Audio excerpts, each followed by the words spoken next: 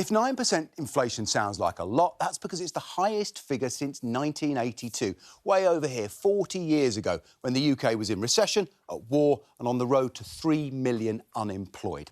The 2% jump since last month, itself a record, was caused primarily by the increase in the energy price cap in April. And that was driven by natural gas prices, which have gone up 96% in a year, electricity by 54%, and motor fuels are up 31%. Both petrol and diesel have hit new record highs at the pump this week.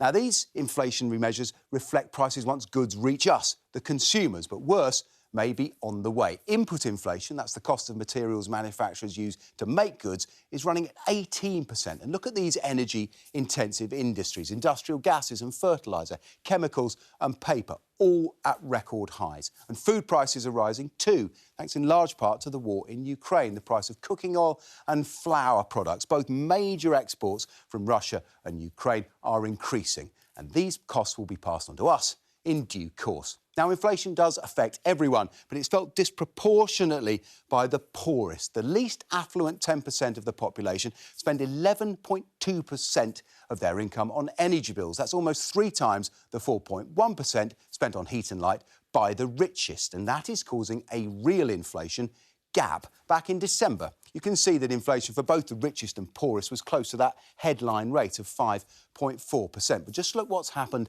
now. For the poorest households, inflation is running at 10.9%, while for the richest, it's actually just below 8%, below the headline figure. Now, government and the Bank of England have only limited power over a global inflationary crisis, but they can do some things to ease the cost of living crisis. The Chancellor said he'll make tax cuts in his autumn budget. Now, bringing forward a 1p tax cut would cost £5 billion, but it will be most beneficial to the better off.